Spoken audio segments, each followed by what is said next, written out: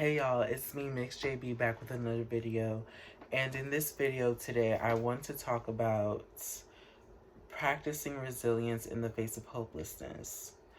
And this is a very personal topic for me. As many times I try to be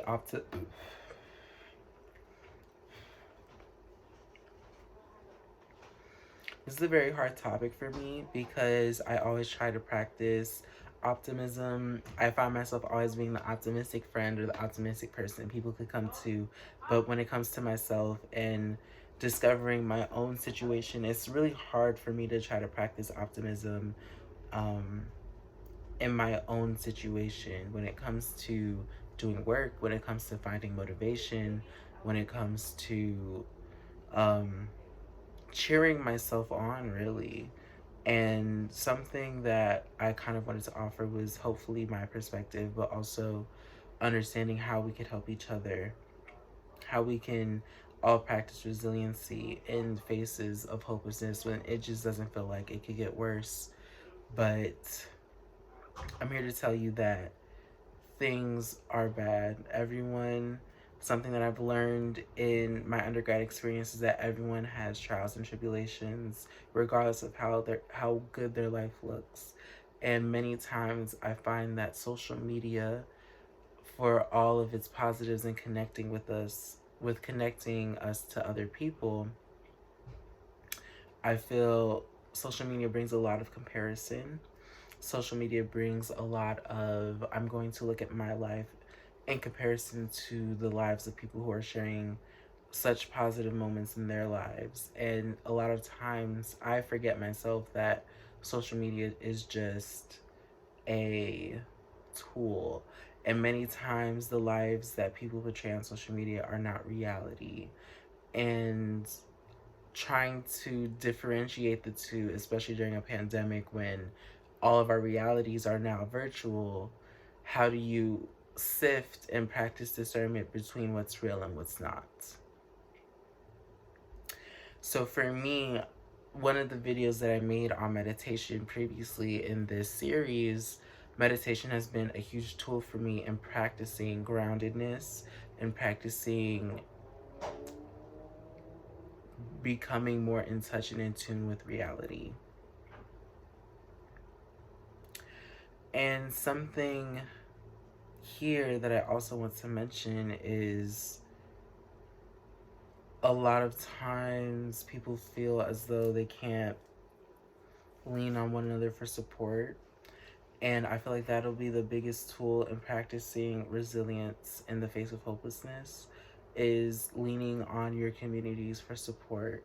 And if you don't have communities where you can access them easily and can't access support easily, I encourage you to continue searching on YouTube, continue searching for answers virtually. And it sounds so paradoxical. It sounds very backwards. If you're feeling lonely because of the internet, why use the internet for answers? And I found myself in that same boat many times.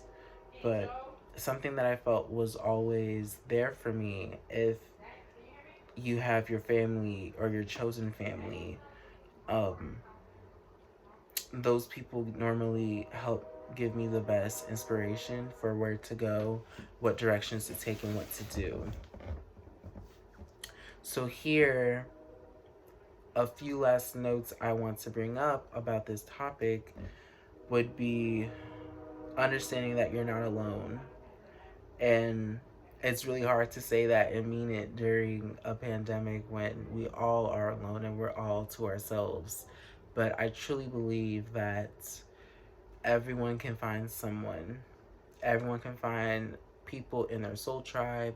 Everyone can find, even if it's someone who just needs to be here for a lesson now.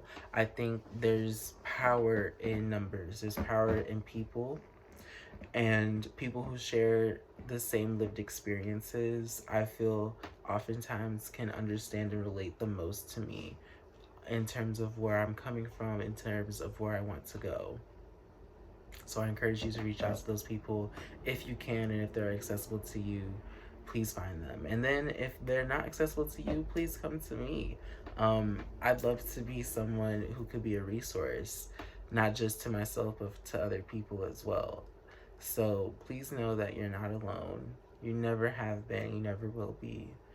And many times it gets really, really hard. And I encourage you to feel those emotions. I encourage you to feel and validate yourself emotionally, but I also encourage you to lift yourselves up from out of those dark places to continue to grow and to continue to master yourself and become the best version of yourself.